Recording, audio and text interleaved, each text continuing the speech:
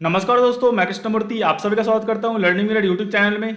दोस्तों, आज मैं आपको बताने वाला हूं कि एनआईएसएम सीरीज 8 जो है इक्विटी डेरिवेटिव का जो एग्जाम है आपका, उसमें जो बुक में क्वेश्चंस दिए गए हैं उसमें से कितने आपको आ सकते हैं, क्या पैटर्न सेम रहता है या चेंजेस होते हैं, आपको बताने वाला हूँ। ये मेरा रिजल्ट है। ऑलमोस्ट ये मुझे एग्जाम लिखने की ज़रूरत नहीं थी, तब भी मैंने लिख दिया है क्योंकि मैं टीचिंग फील्ड में हूँ, तो मुझे पता चलना चाहिए कि मैं जो है एटलीस्ट मुझे आता है या नहीं आता है उस फील्ड के रिगार्डिंग, उस सब्जेक्ट के रिगार्डिंग।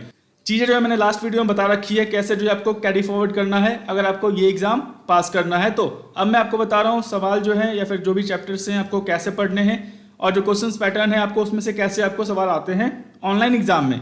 ये मेरा है, ये चेंज हो सकता है, ये कंफर्म नहीं कि वही आने वाला है। मुझे जो आया था उसके हिसाब से मैं वो गाइड कर दे रहा हूँ। ये जो है एनआईएसएम सीरीज 8 का जो है इक्विटी डेरिवेटिव का जो है ये जो आपका लेटेस्ट बुक है, मैंने ऑलरेडी जो है टेलीग्राम कृष्णमूर्ति ऑफिशियल पे जो है मैंने इसको पोस्ट कर रखा है। यहाँ पे देख लो, मार्च 2022 का जो है अपडेटेड वर्जन है आपका कृष्णमूर्ति ऑफिशियल टेलीग्राम चैनल पे जाके आप डाउनलोड कर सकते हो।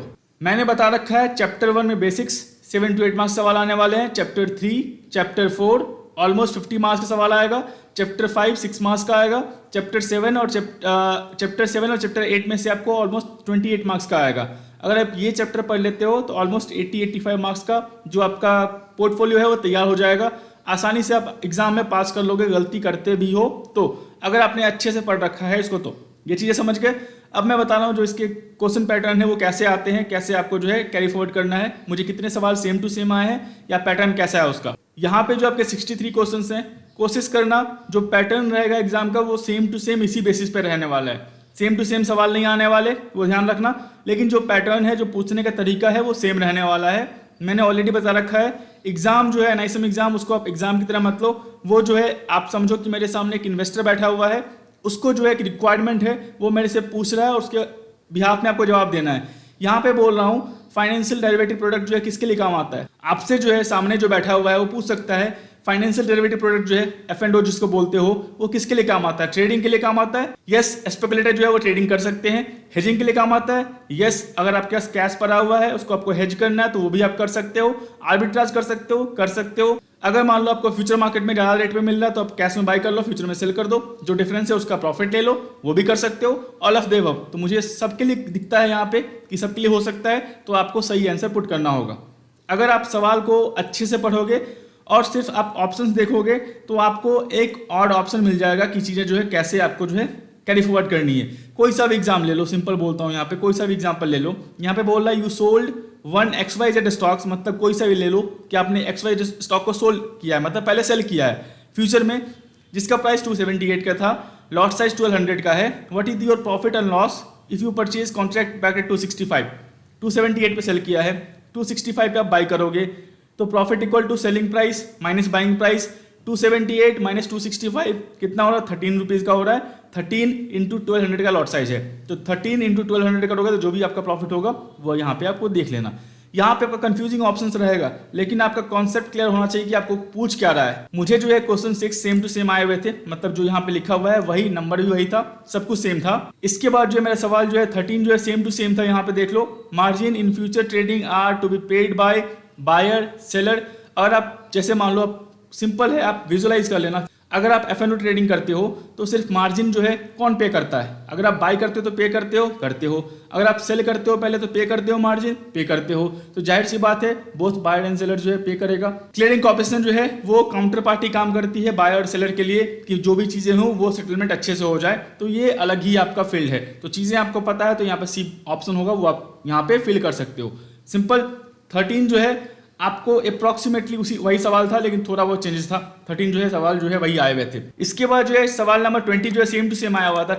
यहाँ पे जो सवाल है वो सवाल है करंट प्राइस जो है स्टॉक का वो 286 चल रहा है, आपने 260 का जो है स्ट्राइक प्राइस लिया है 45 रुपीज़ के हिसाब से, तो इसका इंट्रिंसिक वैल्यू पूछ रहा है। सिंपल है, इंट्रिंसिक वैल्यू का फॉर्मूला क्या है, बुक में सब लिखा हुआ है, बस आपको अच्छे से पढ़ना। इंट्रिंसिक वैल्यू आप कितने पॉइंट से इन द मनी में हो। 260 का आपका स्ट्राइक प्राइस है, 286 चल रहा है, मतलब आप 26 पॉइंट से इन द मनी में हो, मतलब जो चीज़ें हैं वो क्रॉस कर चुकी हैं। तो यहाँ पे बी जो है सही ऑप्शन होगा। ये सवाल मुझे सेम टू सेम आया था, कॉपी पेस्ट आया हुआ था। यहाँ पे जो मेरे 26 सवाल जो है वो सेम टू सेम आया था। Higher the price validity of the underlying stocks the put option will be higher. जाहिर सी बात है, जैसे ही आपका वॉलिडिटी हाई रहेगा, पुट ऑप्शन कॉल ऑप्शन का जो भी प्राइस रहेगा वो हाई रहेगा। इसके बाद जो 31 का जो सेम टू सेम आया हुआ था, if you sell a put options with strike price 245 at a premium 40, how much is the maximum gain that you may have on expiry of the position. Maximum gain कितना हो सकता है एक seller का? 40 rupees का हो सकता है। मैक्सिमम लॉस कितना हो सकता है? अनलिमिटेड हो सकता है। तो यहाँ पे आपको जो है सेलर है, आपने सेल किया पुट ऑप्शन, जो प्रीमियम आपने रिसीव किया वही आपका मैक्सिमम प्रॉफिट होगा। तो यहाँ पे 40 जो है सही ऑप्शन है। ये सेम टू सेम आया था मुझे। ऐसे करके जो 63 सवाल हैं आपको, उसमें से मुझे 15 to 16 सवाल जो है 10 क्वेश्चन जो है वो बिल्कुल सेम टू सेम आए थे। बाकी जो 5-6 क्वेश्चन थे वो अप्रोक्सीमेटली उसके मिरर समझ लो आप। मिरर मतलब चीज़ें बिल्कुल सेम थी, लेकिन उसका पूछने का तरीका बिल्कुल अलग था। वैसा था आपका। आपको 15-16 जो है मुझे सवाल सेम टू सेम आए थे। आप में शायद चेंज हो सकता है, नहीं आ सकता, वो डिपेंड करता है। लेकिन जो सवाल पूछने का तरीका है वो यही रहने वाला है आपके एग्जाम में, सेम टू सेम यही रहने वाला है। वीगा क्या करती है, रो का क्या काम है, थीटा क्या काम है, गामा क्या काम है, वो आपको बुक में लिखा हुआ है, जाके आप पढ़ लो। आप सिर्फ सोच रहे हो कि मैं क्वेश्चन बैंक बना लूँ, पास कर जाऊँ, ऐसा दिक्कत नहीं है, पास नहीं कर सकते आप। बहुत सारे क्वेश्चन बैंक आपको अवेलेबल हैं ऑनलाइन, जाके आप ले सकते हो, एग्जाम पास कर सकते हो। लेकिन आपको बाद में दिक्कत होगी अगर आपको इन्वेस्टमेंट एडवाइजर करना है, रिसर्च एनालिस्ट, चलो वो भी आसान है आपका। इन्वेस्टमेंट एडवाइजर करना है, पीएमएस करना है, एआईएफ करना है, टैक्सेशन करना है, तो वहाँ पे आपको बेसिक कॉन्सेप्ट्स क्लियर होना चाहिए। अगर वहाँ पे क्लियर नहीं है, क्योंकि अभी तो आप क्या बोलते हैं, सवाल क्वेश्चन बैंक बना के पास कर लोगे, आप 1 मंथ तक, 1.5 मंथ तक, 2 मंथ तक आप इसके कॉन्टैक्ट में नहीं रहने वाले हो। जब नहीं रहने वाले हो तो चीज़ें जो आपने पढ़ी है वो भूल जाओगे, आप जो क्वेश्चन बैंक आपने बनाया वो भूल जाओगे। तो फिर से आपको नया स्टार्ट करना पड़ेगा इन्वेस्टमेंट एडवाइजर के लिए, पीएमएस के लिए, एआईएफ के लिए। कोशिश करो थोड़ा बहुत एफर्ट अभी डाल लो, चीज़ें सीख जाओ कि भूलोगे भी आप 100% पढ़ने के बाद, तब भी आप 25% याद रहेगा आपको। फिर से आप एक बार पढ़ोगे, रिकॉल कर लोगे, बहुत जल्दी आप जो उसको गेन कर लोगे, कैप्चर कर लोगे। तो मेरा यही सलाह है आपको। क्वेश्चन पैटर्न सेम रहने वाला है, चैप्टर 3, 4, 5, 7, 8 और फर्स्ट थोड़ा बहुत ये आप पढ़ लो। 85 मार्क्स से सवाल आपको कहीं नहीं गए हैं। कितनी भी गलती करोगे तब भी आप 70 मार्क्स पे आके रुक जाओगे। बस तरीका वही है कि आपको जो चीज़ें लिखी गई हैं समझे, पहले अच्छे से पढ़ें। सिंपल है। क्वेश्चन बैंक से आपको जो है 10 to 15 सवाल चला आएगा। न्यूमेरिकल मुश्किल से 3 या 4 सवाल होंगे आपको, जो आपको निकालना होगा।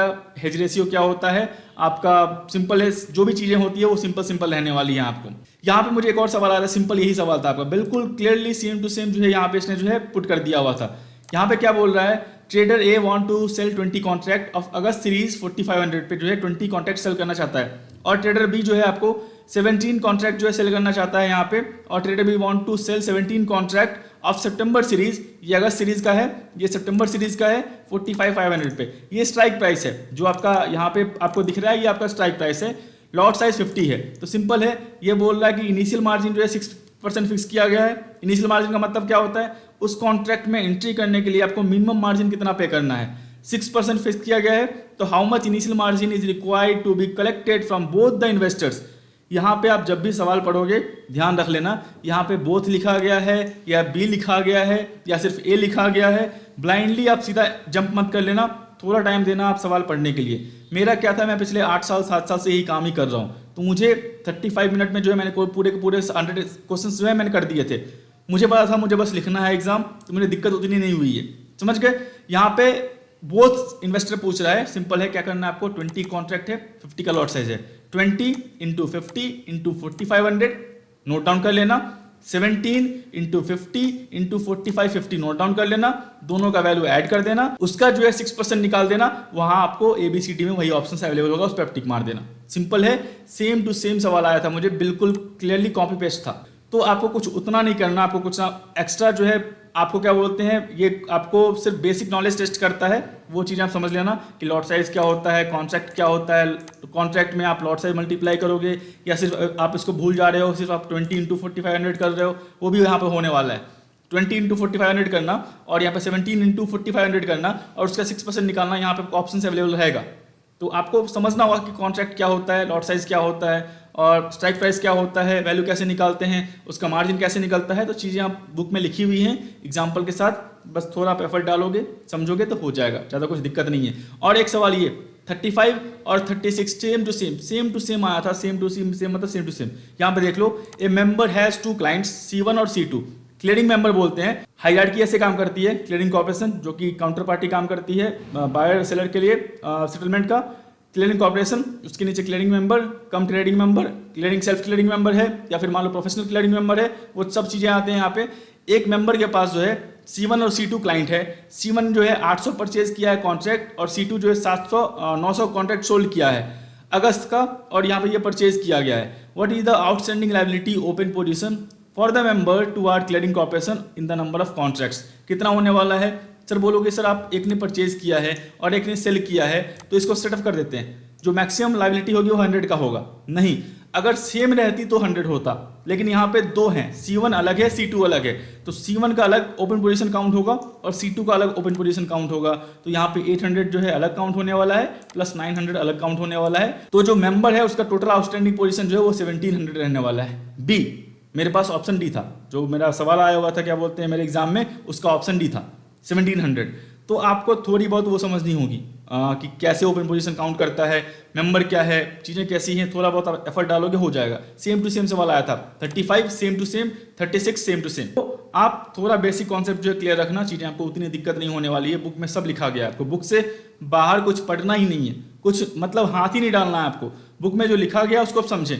नहीं समझ में आता है तो जीरो द वेरिसिटी है आपके पास इन्वेस्टोपीडिया है, आपके पास मनी कंट्रोल है, आप जाके समझें, चीज़ें सर्च करें। जब मैंने ये स्टार्ट किया हुआ था उस समय तो मेरे पास कुछ भी नहीं था, ना उतने आर्टिकल थे अवेलेबल। इन्वेस्टोपीडिया ने मुझे हेल्प किया है और चीज़ें समझने में मुझे क्या बोलते हैं आसानी की है।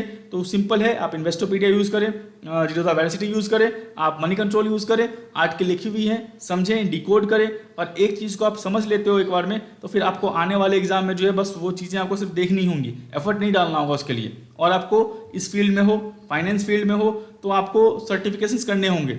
अगर मान लो आपका प्रमोशन होता है पीएमएस वाले मैनेजर में, या फिर मान लो आपको पीएमएस करना है, या पीएमएस आप फाइनेंस से हो और पीएमएस वाला बोल रहा है कि आपको हायर करना है मुझे, जाहिर सी बात है सेबी का कंप्लाइंस है NISM 21A 21B करना पड़ेगा। पीएमएस डिस्ट्रीब्यूटर का लाइसेंस, NISM का सर्टिफिकेशन और पीएमएस का जो है लेवल 2 का सर्टिफिकेशन जो है करना होगा आपको।